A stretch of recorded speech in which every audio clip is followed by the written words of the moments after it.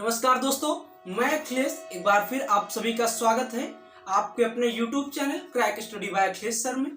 आज हम लोग अपना पॉलिटिकल लेक्चर कंटिन्यू करते हुए आज हम लोग कहाँ पहुँच चुके हैं? पार्लियामेंट यानी इंडिया की जो संसद है उसके बारे में चर्चा करेंगे, जानेंगे भारत की जो संसद है कैसे बनी, क्या है, इसके कौन कौन से अभिन्न अंग हैं और किस किस आर्टिकल में पूरे विस्तार से हम जानकारी देंगे आपको। तो उम्मीद करता हूँ आप सभी लोग अच्छे होंगे, आप सभी लोगों की पढ़ाई अच्छे चल रही होगी और आप सभी लोगों को किसी ना किसी माध्यम से इस संस्थान से, इस माध्यम से, इस प्लेटफॉर्म से जुड़ने का सौभाग्य मिल रहा है। ये मेरे लिए बहुत गौरवान्वित चीज़ है। तो चलिए आप सभी लोग जुड़िए एक बार फिर से हमारे साथ crack study bye Akhilesh sir से, और जिन लोगों ने चैनल को सब्सक्राइब नहीं किया प्लीज़ सब्सक्राइब करें, अपने दोस्तों में शेयर करें। चलिए देखते हैं हमारा जो आज का टॉपिक है क्या? संसद यानी पार्लियामेंट। क्या है टॉपिक? संसद। संसद जिसको हम इंग्लिश में क्या कहते हैं? पार्लियामेंट। ठीक है, जो भारत में जो संसद है इसके बारे में जानते हैं। तो सभी को पता है कि देखो, शुरू से मैं पहले ही लेक्चर से बताते आ रहा हूँ कि भारत कैसे एक संघीय प्रणाली है। कैसी प्रणाली है?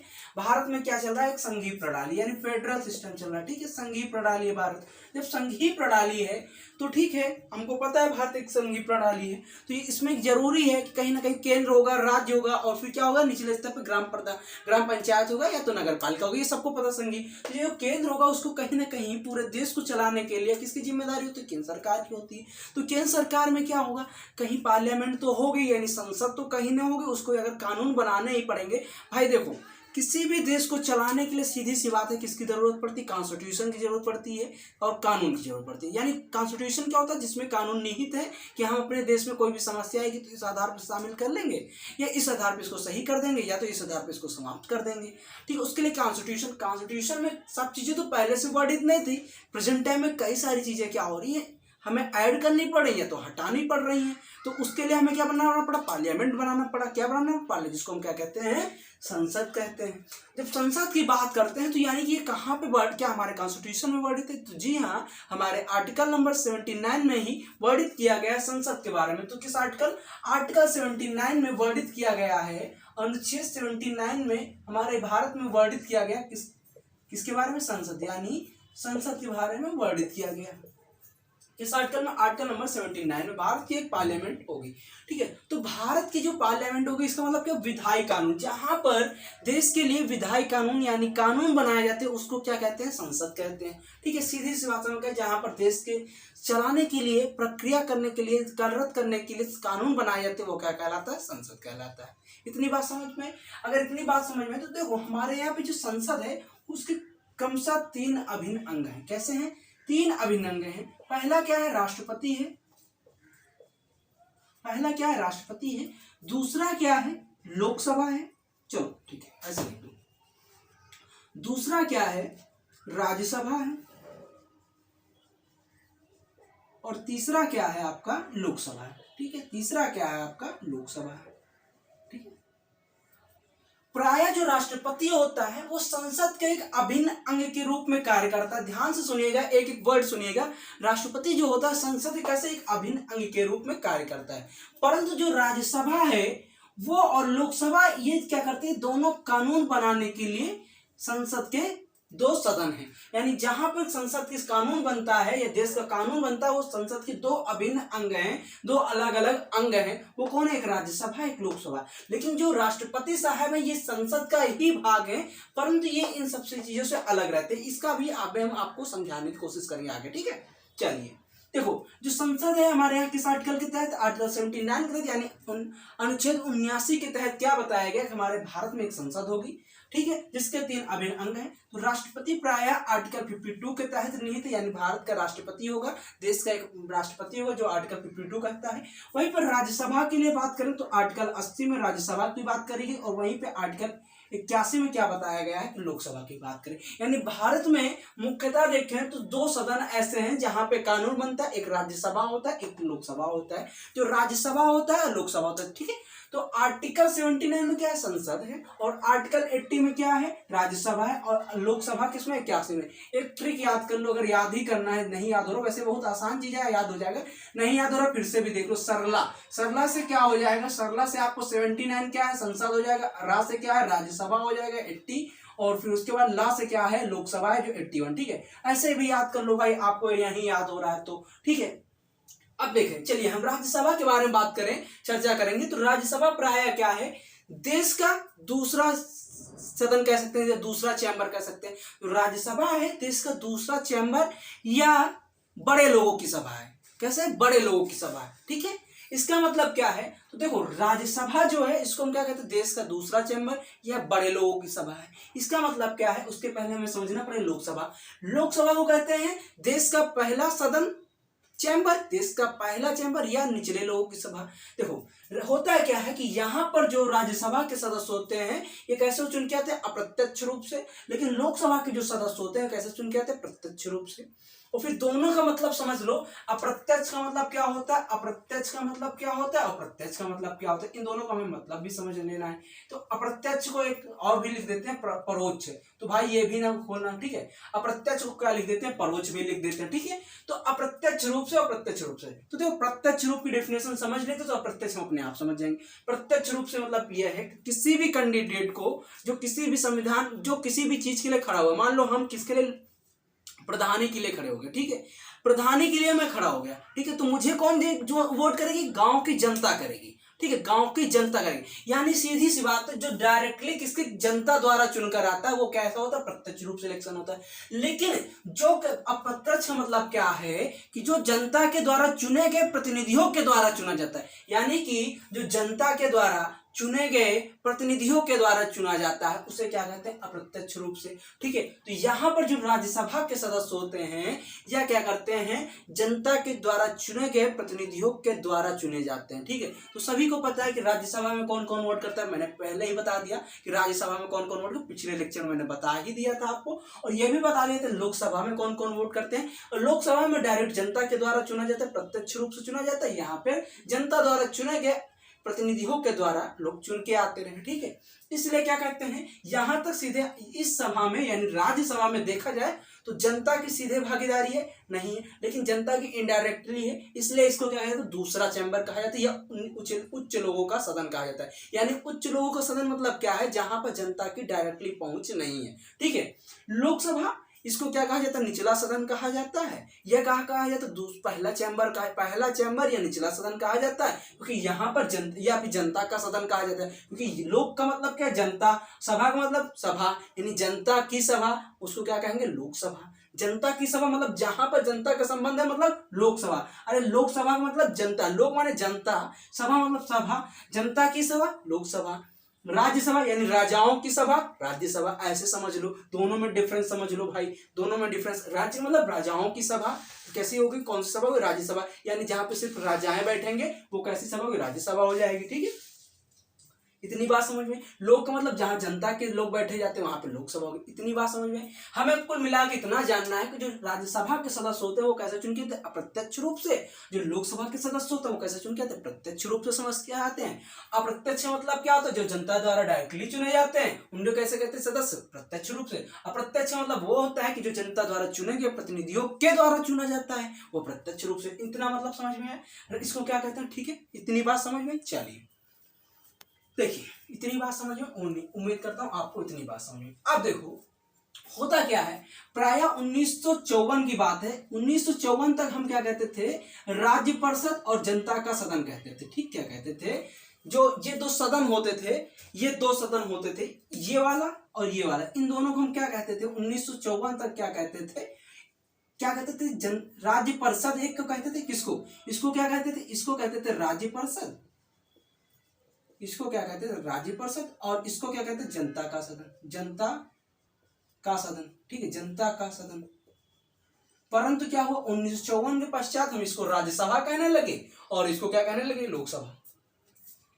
क्या कहने लगे, इसको राज्यसभा कहने लगे और इसको लोकसभा कहने लगे। अच्छा एक बात और बता दें, भारत में जो संघीय मॉडल, इसको हम एक और किस नाम से जानते हैं, तो वेस्टमिंस्टर मॉडल के नाम से जानते हैं, वेस्टमिंस्टर मॉडल के नाम से भी जानते हैं। ये भी जानकारी वैसे हम पहले बता ही चुके हैं, पहले के लेक्चर में आपको बता चुके, फिर से बता दूं। संघीय मॉडल को किस नाम से जानते हैं? वेस्टमिंस्टर के मॉडल के नाम से जानते हैं। ठीक है, तो हमें समझ में आया कि 1954 तक हम जो हमारा राज्यसभा था उसको हम क्या कहते थे? राज्य परिषद कहते थे। और जनता का सदन, लोकसभा क्या कहते थे? जनता का सदन कहते हैं। प्राय 1954 के बाद से हम उसको क्या कहने लगे? राज्यसभा और लोकसभा। तो अब चलिए हम एक एक करके सदन के बारे में जानते हैं। ठीक है, कौन से सदन में कितने सदस्य होते हैं, क्या क्या है, कैसे कैसे वर्डर है, इन सब के बारे में चर्चा करते हैं। चलिए चलिए देखते हैं। ठीक है, चलिए हम देखते हैं। देखो, सबसे पहले हम चर्चा करेंगे, आपसे चर्चा करेंगे राज्यसभा के बारे में। किसके बारे में चर्चा करेंगे? राज्यसभा के बारे में। देखो राज्यसभा, हम ये देखो हमारा हेडिंग पड़ गई राज्यसभा। अब देखते हैं राज्यसभा में क्या होता है। तो पहली बात तो जान लो, इसमें कुल कितने मेंबर? 250 मेंबर है। वर्तमान समय में कितने? 245 है। कितने हैं? 245।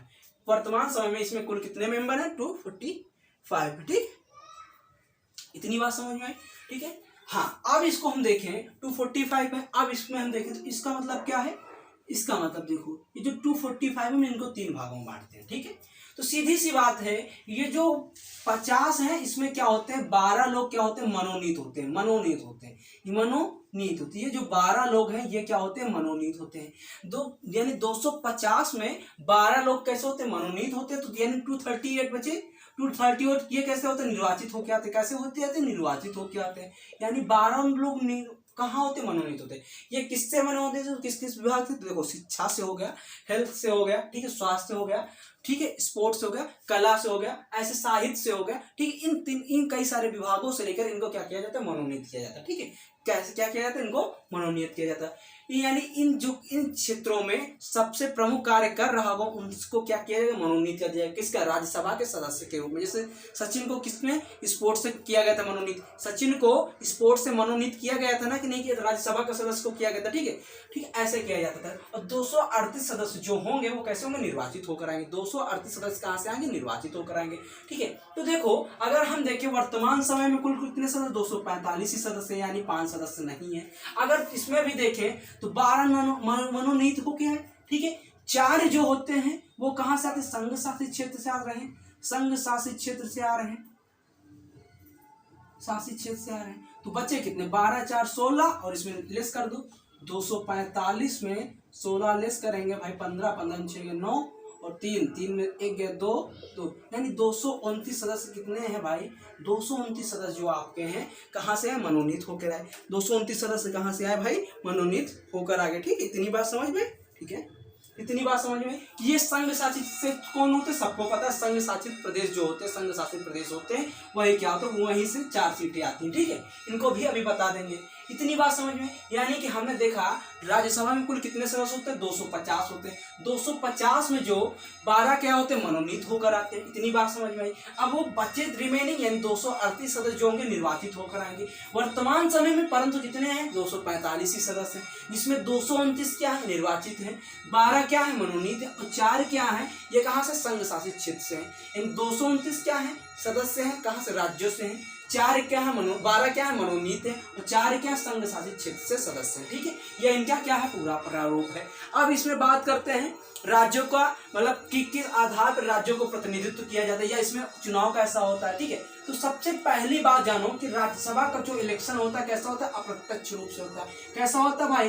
अप्रत्यक्ष रूप से होता है। राज्यसभा का जो इलेक्शन होता है भैया कैसा होता है? अप्रत्यक्ष रूप से होता है। यानी जो राज्यसभा का इलेक्शन होता है वो कैसा होता है? अप्रत्यक्ष रूप से होता है। यानी इसमें क्या होता है? जनता के द्वारा चुने गए प्रतिनिधियों के द्वारा चुना गया प्रतिनिधि होता है। ठीक है, तो इसमें कैसा हो? राज्यसभा में जो सदस्य होंगे कैसे आते हैं? अप्रत्यक्ष रूप से होते हैं। ठीक है, अब उसके बाद देखा जाए कि इसमें किस आधार पर सीटों का बंटवारा, तो इसमें क्या है? राज्यों का प्रतिनिधित्व, राज्यों का प्रतिनिधित्व देखा जाए, राज्यों का प्रतिनिधित्व देखा जाएगा, राज्यों का प्रतिनिधित्व देखा जाए। इसका मतलब क्या है? राज्यों का प्रतिनिधित्व मतलब यानी कि किस राज्य से कितनी सीटें होंगी। देखो, आप सभी को पता है कि जैसे उत्तर प्रदेश से राज्यसभा में सबसे ज्यादा सर्वाधिक सीटें 31, लेकिन महाराष्ट्र से तो 18 ही हैं। तो ये किस आधार पे है? ठीक है, तो इनको भी देखो, तो यहाँ पे जो राज्यों का प्रतिनिधित्व किया जाता है, सीटों का बंटवारा किया जाता है, सीटों का बंटवारा किया जाता है, वो किसके आधार पे किया जाता है? जनता के द्वारा किया जाता है, जनता के आधार पे किया जाता है। बंटवारा जो होता है जनता के आधार, सीटों का बंटवारा जनसंख्या के आधार, जनता के जनसंख्या के आधार पर लिख लो, ज्यादा सही रहेगा। जनसंख्या के आधार पर यह किया जाता है, के आधार पर किया जाता है। अब एक बात बताओ, आधार पर किया जाता है, सभी को पता है कि उत्तर प्रदेश की जनसंख्या पूरे भारत में सर्वाधिक है। सबको पता है कि उत्तर प्रदेश की जनसंख्या पूरे भारत में सर्वाधिक है। तो जब ये बताओ हमें, जब भारत में उत्तर प्रदेश की जनसंख्या सर्वाधिक है तो भाई सीटों की संख्या भी सर्वाधिक होगी। तो यानी कि यहाँ पर राज्यों का जो प्रतिनिधित्व किया जाता है किस आधार पर किया जाता है, राज्यों का प्रतिनिधित्व जो किया जाता है किस आधार पर किया जाता है, तो राज्यों का प्रतिनिधित्व जनता के जनसंख्या के अनुसार किया जाता है, यानी राज्यों की जनसंख्या के आधार पर किया जाता है। जब उत्तर प्रदेश की जनसंख्या सर्वाधिक है तो यहाँ पे सीटें कितनी है, 31 हैं, सर्वाधिक सीटें हैं। और जिस राज्य में जितनी जनसंख्या उसी आधार पर क्या कर दिया जाता है, प्रतिनिधित्व उतनी ही सीटें दे दी जाती है, यानी जनसंख्या के आधार पर। पहली बात। दूसरी बात है कि जो संघ शासित क्षेत्र होते हैं, संघ शासित क्षेत्र वर्तमान में कितने हैं भाई, संघ शासित क्षेत्र यानी संघ शासित जो प्रदेश में वर्तमान में कितने हैं, कमेंट करके बताओ हमें, ठीक है। तो यानी हमारे यहाँ अभी मैंने क्या बताया कि यहाँ सिर्फ 4 सीटें हैं। सीटें मैंने अभी क्या बताई, जो डायग्राम बनाया तो उसमें सिर्फ 4 सीटें बताई थी। है तो उससे ज्यादा, 4 से तो ज्यादा ये सबको पता है। तो ये बताओ सिर्फ 4 ही क्या है। देखो यहाँ पे एक अपवाद है, एक्सेप्शन क्या है, मैंने क्या बताया यहाँ पे जनसंख्या के आधार पर। लेकिन कई सारे राज्यों में इतनी जनसंख्या ही नहीं है कि उनको क्या किया जाए, उनको खुद का प्रतिनिधित्व दिया जाए, यानी वहां पे जनसंख्या क्या कम है, रिड्यूस है। जैसे क्या है, जनसंख्या कम है, तो इसलिए इसमें सिर्फ और सिर्फ 2 जगह के सदस्य आते। कहाँ के आते, दिल्ली और पांडुचेरी के आते हैं। दिल्ली और पांडुचेरी के सदस्य जो होते हैं, पांडुचेरी के सदस्य ही आते हैं, ठीक है। यानी कि ये जो 4 सदस्य आते हैं दिल्ली और पांडुचेरी से आ जाते हैं, ठीक है। इसका मतलब क्या, दिल्ली और पांडुचेरी से सदस्य ही आ जाते हैं, ठीक है। इतनी बात समझ में आई। यानी राज्यों का जो प्रतिनिधित्व सीटों का बंटवारा जनसंख्या के आधार पर किया जाता है। उत्तर प्रदेश में सर्वाधिक है जनसंख्या, इसलिए कितनी 31 सीटें हैं। संघ शासित प्रदेश जो है 4 सीटें हैं। कौन से संघ शासित प्रदेश कौन से हैं, 4 सीटें हैं, तो दिल्ली और पांडुचेरी से। अब बात करते हैं इसमें निर्वाचन क्या है। तो देखो यहाँ पे जो लोगों का निर्वाचन होता है कैसे होता है, अप्रत्यक्ष रूप से होता है, एकल अनुपातिक आधार पर होता है। कैसा होता है, एकल हस्तमैथुनी पद्धति द्वारा होता है, एकल हस्तमैथुनी पद्धति के द्वारा होता है, अनुपातिक आधार पर होता है। कैसा होता है, तो राज्यसभा के जो सदस्यों का निर्वाचन की प्रक्रिया है कैसी है, अनुपातिक प्रतिनिधित्व के आधार पर, ठीक है। कैसी है, अनुपातिक प्रतिनिधित्व के आधार, अनुपातिक प्रतिनिधित्व के आधार पर, अनुपातिक प्रतिनिधित्व के आधार पर है, ठीक। अनुपातिक प्रतिनिधित्व के आधार पर है, यानी जो राज्यसभा में लोगों का सदन का चयन होता है वो कैसा होता है, एकल हस्तमैथुनी अनुपातिक प्रतिनिधित्व के आधार पर। किसके आधार पर, एकल हस्तमैथुनी अनुपातिक प्रतिनिधित्व के आधार पर होता है, ठीक है। यानी राज्यसभा के जो सदस्य चुने जाते हैं कैसे चुने जाते हैं, एकल हस्तमैथुनी अनुपातिक प्रतिनिधित्व के आधार पर। इतनी बात समझ में आई। अगर इतनी बात समझ में आई तो चलिए अब हम देखते हैं, ये राज्यसभा की बात हो गई। अगर अब हम राज्यसभा की बात करें तो देखो प्रायः इसका कार्यकाल की भी बात कर लेते हैं। सदस्य तो बता दिए कितने होते हैं, कैसे चुने जाते हैं, ये चुनाव प्रक्रिया भी मैंने बता दी, चुनाव प्रक्रिया, ठीक है। चुनाव प्रक्रिया भी मैंने बता दी, आपकी चुनाव प्रक्रिया जो है। अब क्या है, कार्यकाल की बात कर लें तो देखो प्रायः क्या है, हमारे यहाँ पे जो राज्यसभा है, राज्यसभा का गठन कब किया गया, तो 1952 में शुरुआत हुई थी। राज्यसभा की जो गठन की बात की गई 1952 में की थी, यानी कि हमारे यहाँ पर जो राज्यसभा का गठन हुआ कब हुआ, 1952 में हुआ, ठीक है। राज्यसभा का गठन कब हुआ, 1952 में। जब 1952 में राज्यसभा का गठन हुआ तो इस समय कैसे, मैंने पहले ही बताया यहाँ पे जो सदस्य कैसे थे, अप्रत्यक्ष रूप से थे। अप्रत्यक्ष रूप से तो जनता के द्वारा चुन के तो आने नहीं थे। तो क्या हुआ कि उस समय क्या किया गया, लॉटरी सिस्टम लाया गया। क्या लाया गया, लॉटरी सिस्टम लाया। क्या लाया गया, लॉटरी सिस्टम लाया। जब लॉटरी सिस्टम लाया गया तो उस तहत पहले बार में क्या हुआ, लॉटरी सिस्टम के तहत क्या हुआ, 250 जो जितनी जनसंख्या थी इसको भाग लिया गया, इस नंबर को भाग लिया गया, ठीक है। उसके बाद क्या हुआ, प्रत्येक 2 वर्ष में क्या हो रहा है, जैसे 1952 तो उसके बाद 1954 में क्या हुआ, इसके 2/3 सदस्यों को क्या कर, 1/3 सदस्यों क्या कर दिया गया, 1/3 सदस्यों को क्या कर दिया गया, हटा दिया, यानी रिटायर कर दिया। कितने, 1/3 सदस्यों को इसको क्या कर दिया गया, रिटायर कर दिया। प्रत्येक 2 वर्ष में ऐसा कर रहे हैं, ठीक है। यानी प्रत्येक 2 वर्ष जब यहाँ प्रत्येक 2 वर्ष की बात कर दी तो मैंने यहाँ बताया 1954 कब हटाया गया 1956 में, क्या हो बताया 1956 में हटाया गया, फिर कब हटाया गया 1958 में। जब इस तरह हटाया जा रहा तो हमने देखा 54 में 2 हटाए गए, उसके बाद 56 में 2 हटाए गए, उसके बाद 58 में 2 हटाए गए। जब इन 6 साल यानी 52 से 58 के बीच में 6 साल हो गए, यहाँ से देखो तो 6 साल हो गए कि नहीं हो गए, 52 से लेकर 58 के बीच में 6 साल हो गए और लगभग सारे लोगों की रिटायरमेंट हो गई। जितने 52 में चुने गए थे जो सदस्य वो हट गए, सारे के सारे हट गए।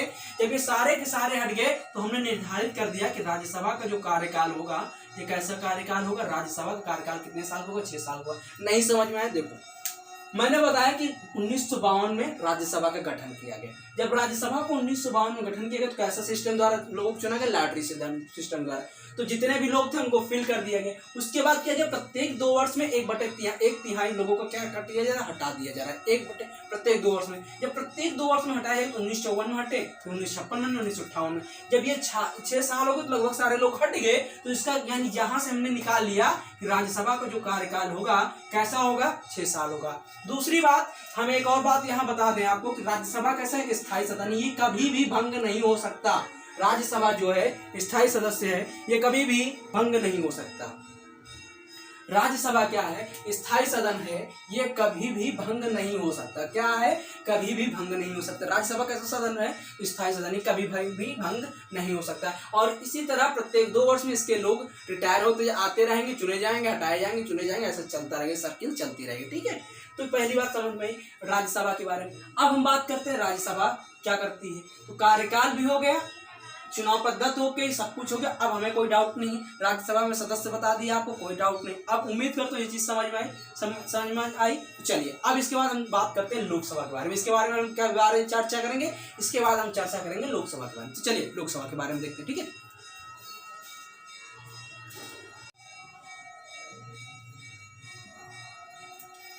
चलिए अब हम देखते हैं फॉर्मेशन ऑफ लोकसभा, यानी लोकसभा का गठन।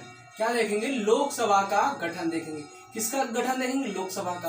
ये लोकसभा क्या है, मैंने बताया जनता का सदन, निचला सदन, जनता का सदन, निचला सदन या पहला सदन कह लो, कुछ भी कह लो जो तुम्हारे मन में है। या अस्थायी रूप से सदन होता है, या अस्थायी, इसको क्या होता है, राष्ट्रपति साहब या समय पर भंग भी किया जा सकता है। ठीक है, तो ये पहली बात तो स्थायी सदन नहीं है। दूसरी बात, इसको हम किस और नाम से जानते हैं, जनता के सदन के नाम से जानते हैं।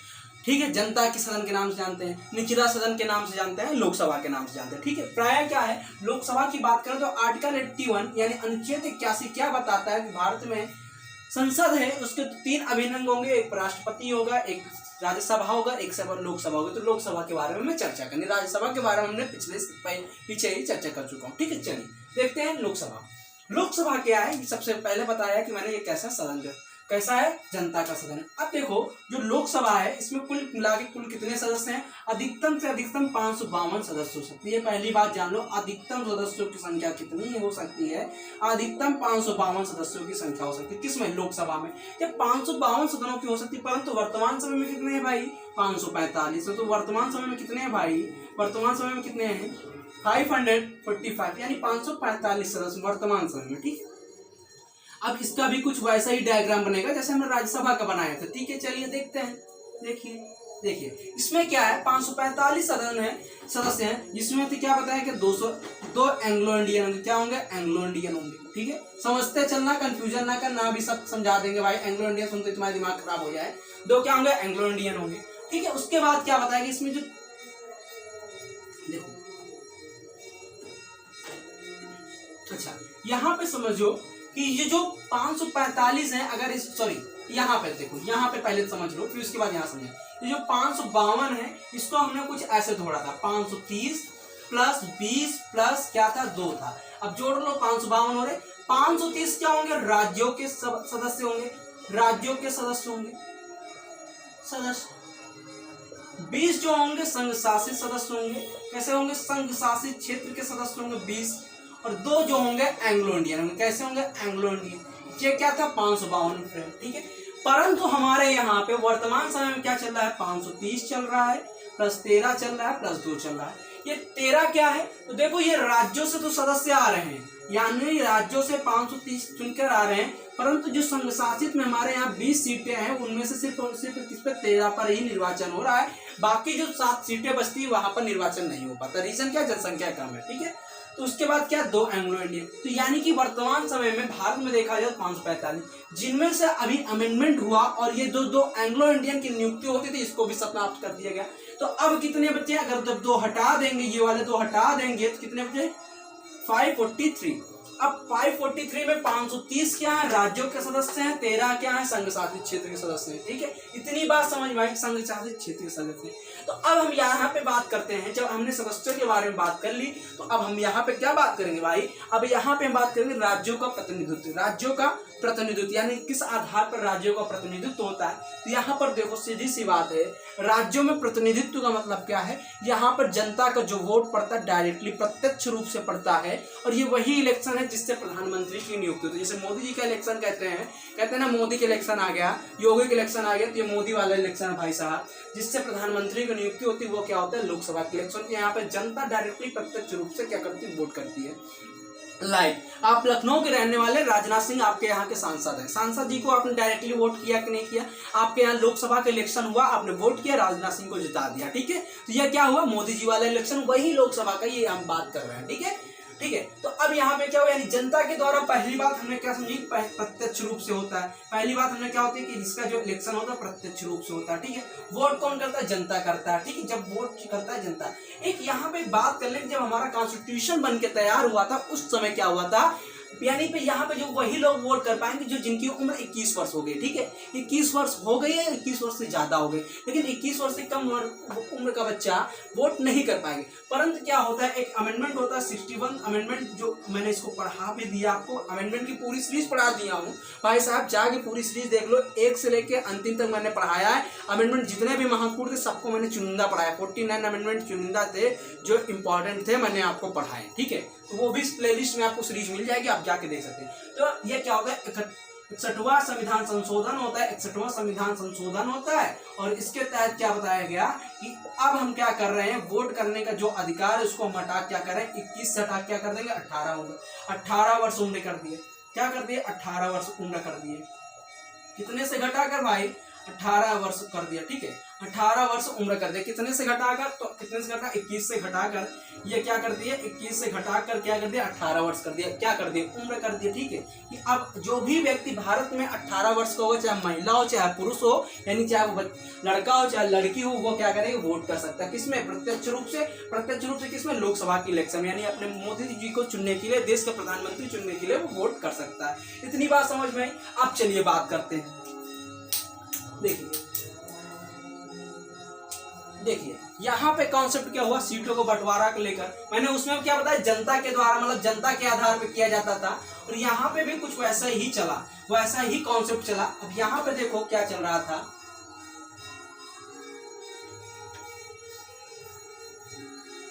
देखो मान लो कि किसी भी राज्य में, देखो उत्तर प्रदेश में कितनी लोकसभा सीटें हैं, उत्तर प्रदेश में लोकसभा सीटें कितनी, 80 हैं। उत्तर प्रदेश में लोकसभा सीटें कितनी हैं, 80 हैं। तो देखो यहाँ पे क्या हुआ,